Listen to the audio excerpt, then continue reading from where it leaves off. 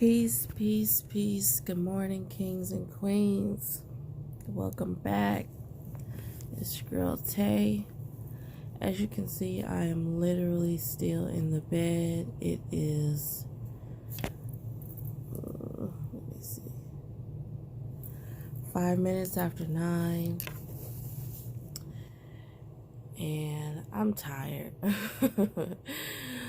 For those of you who are joining me for the first time, make sure hit that thumbs button. I greatly appreciate it. Like, share, and subscribe. So today I just wanted to do a little bit of vlogging with you guys, kind of take you with me. It's going to be a pretty, I wouldn't say pretty hectic day, but it's definitely going to be, I'm definitely going to be moving around a lot today. I actually have an inspection tomorrow in my apartment, so I've got to get my apartment all cleaned up for them to come in, and then I'm going to be going and enrolling my son into some type of like an early Head Start program, which I'll talk to you guys about that a little bit more later. But yeah, I'm gonna get up and wash the eye boogers and do something about this stank breath, and I'll see you guys in a second.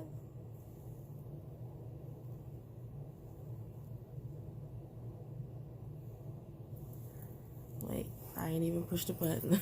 That's how sleepy I am, y'all. All right, I'll see y'all in a minute.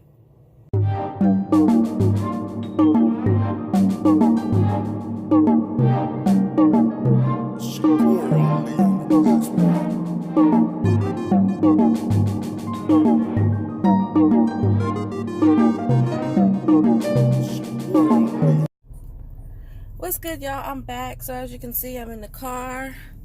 I've got my little honey bunny back there. Say hi. Say hi, baby. Oh. So anyways, like I was saying earlier, today is going to be a pretty busy day. I am actually headed to, where am I going? Oh, Early Head Start. For those of you who don't know, it's I want to say it's like a preschool program. They have like preschool, I think pre-K, but it's basically like a daycare program for low-income families or whatever. I've used it with a couple of my other children before they're considered school age to go to regular public or private schools.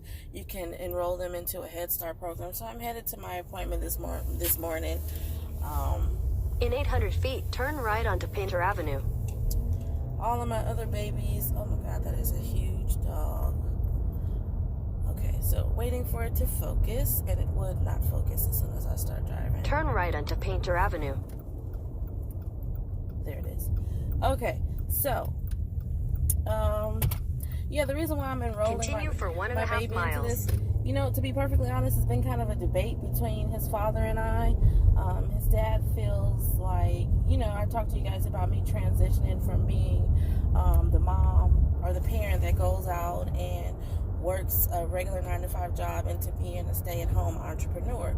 So I'm still working on that, but it takes time. His dad doesn't trust public school systems, and I get it, because I don't either. I don't really like the structure in terms of the academics. I feel like it's more or less geared towards teaching a child to obey rules of the society versus actually giving the child the tools that they need to build on intelligence. But that's just my personal opinion. At the end of the day, I still feel that education is important. I just don't necessarily feel that our children are getting everything that they need from these public school systems, but that's a conversation for another day. So anyways, yeah, I'm enrolling him into this program. You have the option to enroll him or enroll your child. I won't say him. Enroll your child into this program, and if you're like a full-time, if you're working, this is basically for if you're working and you can't afford regular daycare. if you're working a full-time job or if you're in school full-time, as long as you have the proof and you can find one of these early Head Start or Head Start programs in your area, just take in all the documentation, submit for approval, and 9 times out of 10 you get approved. Sometimes there's a waiting list. Like, from what I understand, I'm actually going to be put on a waiting list, but that's okay, because the reason why I'm doing it is because with me trying to transition from being a 9-to-5 working mom to a stay-at-home entrepreneur, sometimes I need a little bit of time without the baby. And I'm not saying that in a bad way, but I mean, come on, for those of you out there, especially moms, I know sometimes dads just don't get it. At least the ones that are living with the mom and the mom is doing majority of the work, they don't understand. But it's not like we're saying, oh, I don't want to be around my kid. It's just, there are things that you want to get done there. You know what I mean? You can get done more effectively and more efficiently when you don't have a baby that's crying. Like in my case, my baby is still breastfeeding, and this is what I try to explain to his dad. He's breastfeeding. He's in a quarter mile, turn right onto Dice Road all day long to get his substance. He's not pulling on you, he's pulling on me. So whenever I'm trying to do something of importance, like, I'm in school too, and I do my school online at home. I have to wait. I find myself having to wait until 11, 12 midnight sometimes just to get work done. And then I'm tired the next morning, and it just makes me very lethargic. Take the and next slow right moving. onto Dice Road. I figured if I can get him into a program for just 4 hours a day, like from 8 to... Continue on Dice Road for 3/4 of a mile. I'll say 4 to 5 hours. 8, because he's still fairly young, so I definitely don't want to put him into no type of program and have him there like all day, 6 to 8 hour. No, that's too much, especially, like I said, he's still breastfeeding. So 4 hours is enough time in the morning where I can use that time, for instance, to use some of these platforms that I've been trying to get into. Instacart, I can do Instacart turn shopping, left onto Slauson or Avenue. if possible, I can get some cleaning done in the house, some laundry, or even take those 4 hours and say, hey, you know what, today I'm gonna dedicate this to just doing my homework, because it does get tiring trying to do everything in the daytime, and then at nighttime, just before you go to sleep, you're going to try, or not even go to sleep. I've stayed up till 3 a.m. sometimes getting homework done because it's hard. And he's so smart. He's gotten to the point now where if I pick up my phone, or even if I pick up my computer, turn left he's trying onto to snap the Slauson computer Avenue. or the phone out of my hand and sit in my lap. He don't want to nurse. He may not even be hungry. It's just the fact that I have something and I'm paying attention to something else and not him. So that's my main reason for wanting to enroll him in some type of program. I'm pretty sure, like I said, a lot of y'all single parents out there or will understand. It's not that you're trying to get rid of your kids because you're just like, oh my God, they're just getting on my nerves. Continue on Slauson Avenue for 2 miles. Because you're just like, I need to get stuff done, and I can utilize these hours to get stuff done. Don't get me wrong, though. Don't get it twisted. I know there's a lot of parents out there that actually do have those feelings, that ain't doing nothing with their life, that has no dreams, no aspirations to do anything but sit on their behind, and they do just take their kids to not even early Head Start, but regular school. Don't matter. They happy. And then they go home and roll up or smoke a cigarette or whatever. No, I ain't that type of mom. So yeah, that's my quick little... I don't know, I guess you could say I'm venting, because it's just so hard for me to explain to him my reason. It's like, for him, it's like, no, you just don't want to be involved. You not be involved, but I don't understand why you just don't want to, like, why would you have kids? And it's like, I feel like I know a lot of us say this all the time, but I really wish that men could switch places with us and have a baby and go through breastfeeding and go through all the hormonal changes that it takes us through to really understand what we be going through. Because I know there's plenty of men out there, or people in general, but mainly men, who feel like it's a definite over-exaggeration, who feel like when we have our cycles, our monthly cycles, that we over-exaggerate how we may be feeling, or when we're pregnant, we over-exaggerate. It's just, man, I can go on and on and on about that, you know what I'm saying? But I know somebody out there feeling me. I know y'all feeling me. So I'm gonna leave that on that note. Oh, what I do wanted to give y'all is a little bit of information about public housing. I live in public housing, and that is one of the main reasons why it's actually easy for me to navigate my finances the way that I do. Don't get me wrong, it is still difficult. I do not have Section 8. I do not live in what they consider to be the projects, which to me is like a real low budget. Sometimes it could be nasty, dirty, I think unsanitary. I don't live in one of those types of facilities. Ooh, my lips looking a little dry, y'all. Okay, anyways. Y'all like my hair wrap and my earrings? I decided to switch it up a little bit for y'all today. Anyways, also, stay tuned on that note. I know I just be all over the place, but hey, it's cool. On that note, I am going to start uploading videos, or I'm going to upload a video on how I do my head wraps. As you guys can see in every video I'm in, I have something on my head. I absolutely love my head wraps, and I'll explain that in that video as to why. But back on my subject, public housing. I live in public housing. What public housing is a branch funded by the government, still funded by the state, that says, hey, you can come and you can live here and pay us a percentage of what your income is. So whatever your income is, turn right onto Passons Boulevard, is what you pay. Sorry, I had to pause because I have my GPS going on and I'm actually recording from my phone. I don't know where I'm going. But anyways, it is, you pay a percentage of whatever your income is. I don't know what the exact percentage is, but I think it's somewhere between 30 and 35% of whatever your income is. Take the next right onto Passons Boulevard, then turn right onto Rivera Road. The good thing about it, or that I like about it, is that if you lose your job for whatever reason, let's just say you get fired, it's unexpected, let's just say, you know what, you can't handle it anymore, you decide to quit, you're not going to get kicked out. You don't have to worry about getting an eviction. With that being said, they do have so many laws and rules and regulations and all that, which I'm pretty sure a lot of you are familiar with. Take the next right onto Rivera Road, then turn left onto Court Avenue. Public housing or Section 8, there are a lot of rules and regulations and policies that you must follow in order to maintain the assistance from public housing. However, like I was saying, if you were to lose your job or for whatever reason, and let's just say all you have coming in is money from, I don't know, CalWorks. Take the next left onto Court Avenue, then your destination will be on the left. CalWorks, you get, where? Hold up, y'all. Let me try to see where I'm at, because I don't see, is it right here? This looks like a residential area,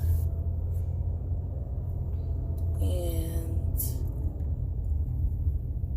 I'm trying to figure out how my appointment is at a residential place, but I'm gonna keep driving up. Wait a minute, I'm seeing something.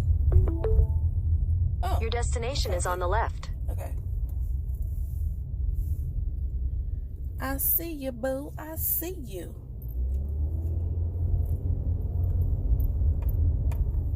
Am I gonna be able to find parking, or am I gonna have to park up the street? 10 a.m. to 3 p.m. on a Thursday. Today is Tuesday. All right, we good. All right, y'all.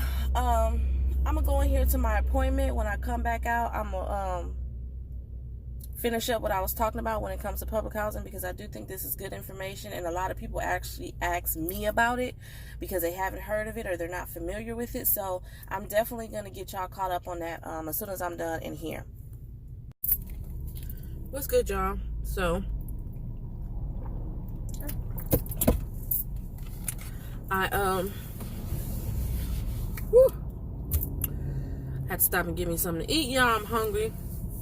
I literally just got up this morning, brushed my teeth, got dressed, got my baby ready, and we bumped out. So I didn't even get a chance to make us anything to eat, and I'm trying to get out of that habit because I'll go all day and I won't eat anything until dinner time and then be trying to figure out why I'm starving.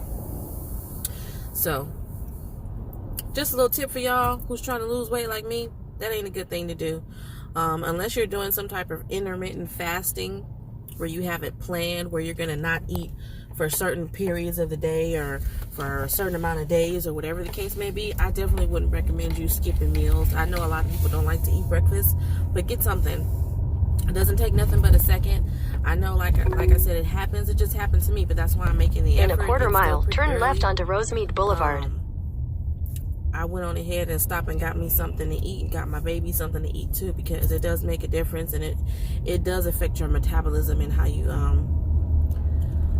burn and transfer the fats and the things that you eat into essential energy and other nutrients that you need. So just a little sidebar. Okay, anyways, so what I was saying to you guys before I pulled in like a fat person at the McDonald's, ooh,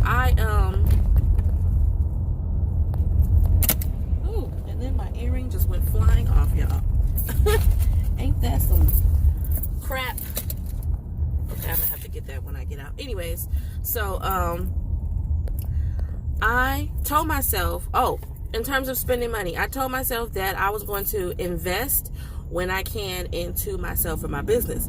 So I'm headed to a Best Buy right now, basically because I want to see if they have some video editing software that's probably around $20. I don't want to get anything that's too expensive. As my channel grows, my vlogging grows, and my other business ventures grow, then of course I'm going to get some video editing equipment that's going to be a little bit more costly. But right now my main focus is just to get some type of video editing software that I can download onto my computer at home, because I'm literally turn left onto Rosemead Boulevard and then editing my videos on my phone as well, which with a little app, which so far so good. I don't have any complaints about it. I think the app is absolutely wonderful. As a matter of fact, I'm using it's called KindMaster. Hold on, y'all. Not having my earring in my ear is kind of bothering me. So while I'm at this light stopped, I'm going to see if I can push it on out and get it. Okay. And I got it. As we move our car seat up and put my earring in. Whew. Okay, better. All right, so I'm sorry, I'm checking on my baby. He back there eating a hash brown, and he be smacking it. Sometimes it sounds like he be choking, so I have to make sure he's okay. So anyways, yeah, I'm going to Best Buy right now. It's about 3 miles from where I'm at, where I just left. So I'm gonna head there and see if I can get me some video editing software so that I can download my videos onto my laptop and then edit them there and then post them to YouTube from there, so that it'll be easier. And plus, I don't know, I just have a very controlling spirit. I just like things to be as organized as I possibly can, and only when I feel like things can't be organized, I'll just kind of let things go haywire, which is never a good thing to do either. But yeah, I don't like a whole bunch of stuff on my cell phone. I will delete pictures if I feel that there's no need. I'm not a person that holds on to that stuff for a long period of time. So I'm going to get me some video editing software. But okay, let's get back on to the subject that I was telling you guys about before I went in for my appointment. So basically what it is, public housing is, I want to say a branch.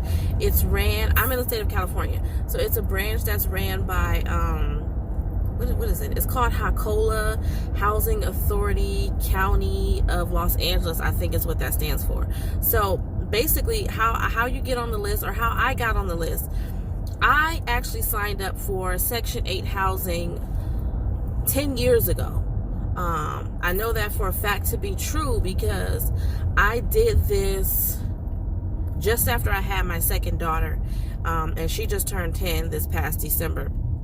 So I'll say about 9-10 years ago I signed up.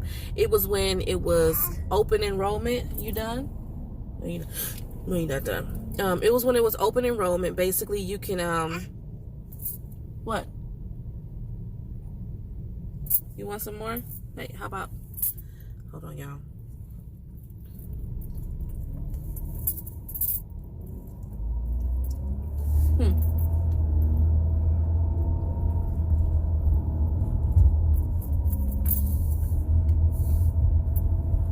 And then he threw the hash brown on the floor. I gave him some sausage. I was trying to keep both his hands occupied. He ended up taking the hash brown and throwing that on the floor so he could eat the sausage. Okay, anyway, so you get on the website. It was when there was open enrollment for Section 8. It didn't mean that people were getting housing right away, but it was just open enrollment where they were just letting people just basically sign up and put your name on the list. So as soon as I found out about it, I went and hurried up and I put my name on the list. At that time, public housing wasn't an option. It was just Section 8. And it's online. I didn't go to a building. It was online. So every so often, every year or so, they will require you, or no, they will update you if they get any, additional programs. You're also, it's recommended that you go onto the website, or if you have time, stop by one of their offices near you and update your information, whether it be your employment, if you're working, if you're not, if you have more children, which in my case, I have 6 kids. So as you guys can imagine, every time I had a kid, I had to get on there and put that I have another kid, because they want to give you sufficient amount of space for you and your growing family or your family. So, they sent me a card, like a postcard in the mail. I can't remember what year it was. I want to say it was probably 2 years after I had already been waiting on the waiting list for Section 8, and I'm still waiting, by the way. But I'll say about 2 years after I filled that out for Section 8, I got a postcard saying we have public housing. Public housing is 30% of your income, blah, blah, blah, blah, blah, blah, blah. This does not disqualify you from Section 8. You have the option, and then you can choose what area you want to live in. So I said, okay, I'll do it. Most low-income places that you go to nowadays, especially out here in California, in Los Angeles County, which Los Angeles County covers a wide space. Out here, you could be in Inglewood. I'm in Whittier, and I'm still considered Los Angeles County to some, and to other programs I'm considered Orange County, but it's still considered Los Angeles County. So anyways, you can pick certain areas. So I tried to pick the areas that I'm familiar with, that I knew had the least amount of gang traffic or anything that was just, I wouldn't say, how do I say it? I tried to pick the areas that I felt were going to be the most clean and beneficial in terms of schooling and shopping centers and everything that I need. Yeah, pretty much. So I chose East LA County. I chose, I believe, Santa Monica, and there was a couple of other ones that I can't remember off the top of my head. So anyways, I want to say I've been living here for 2 years.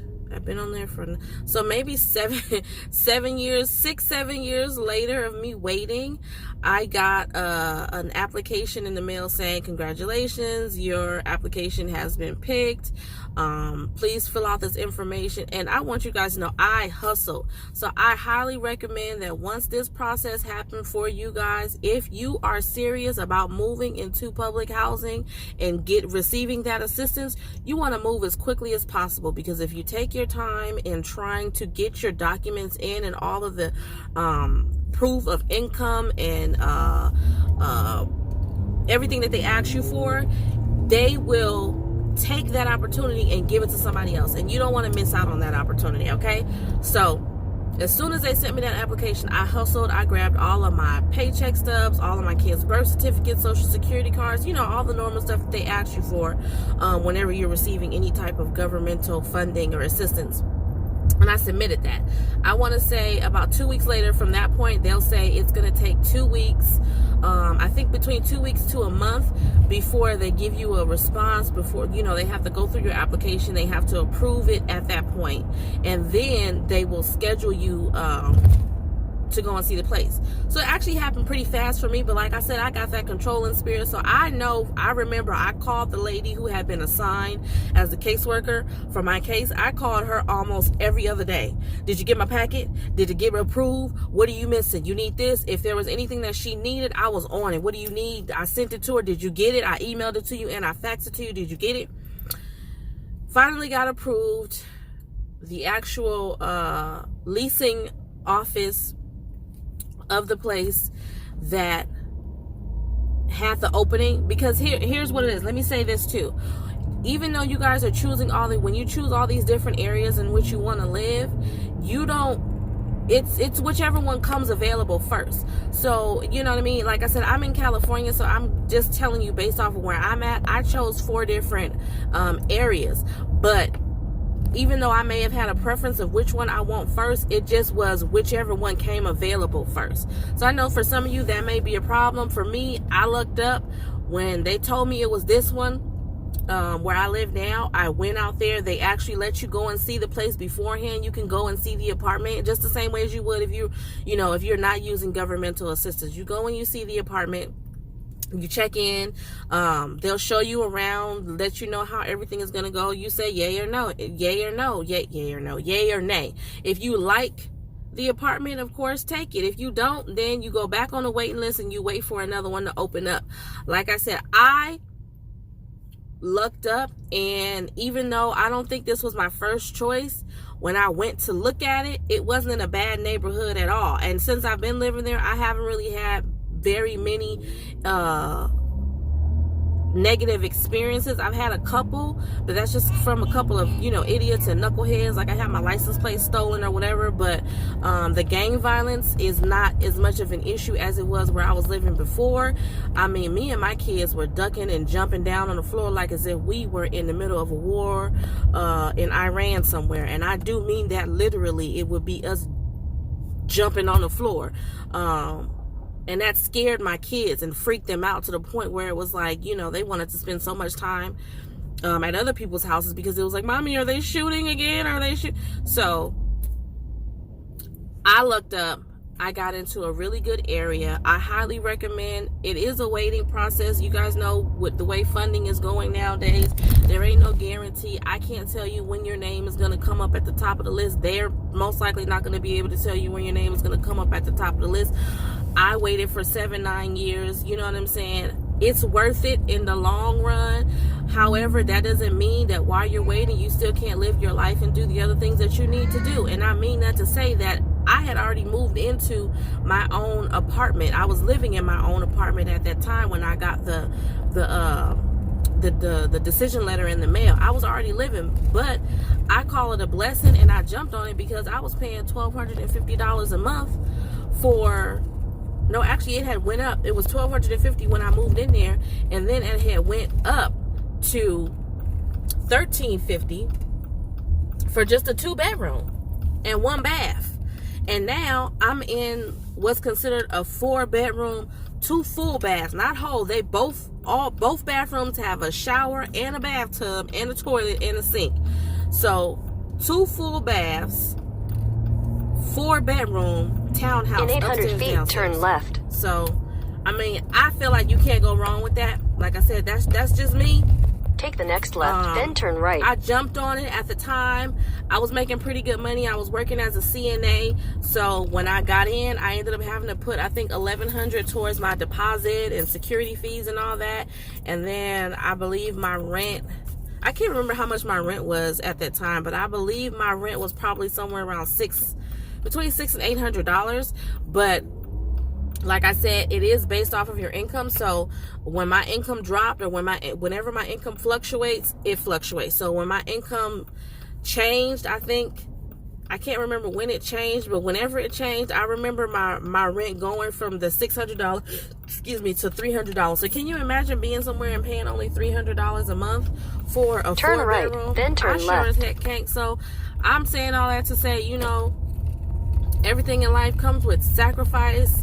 and decisions, and we may not always get where we want to be, when we want to be there, and how quickly we want to be there. But sometimes you got to sacrifice and make decisions based off of what's best for you and your family at that moment. So with that being said, because I'm pretty sure I've been talking to you guys for about 30 minutes, I'm getting ready to go in here to this Best Buy, get my video editing equipment, and I'll check in with you guys on another day. I love y'all. Like, share, please subscribe, y'all. Please give me a big thumbs up, please. Us growing entrepreneurs, we have to stick together. Us single moms, and I'm consider myself a single mom because I'm not married, so let me just clarify. The father of my son, he is around, but we ain't married, and until he do what he gotta do, I'm gonna be a single mom, okay? So us single parents, we gotta stick together. Like, share, subscribe. I'll see y'all on another day. Deuces, my good people.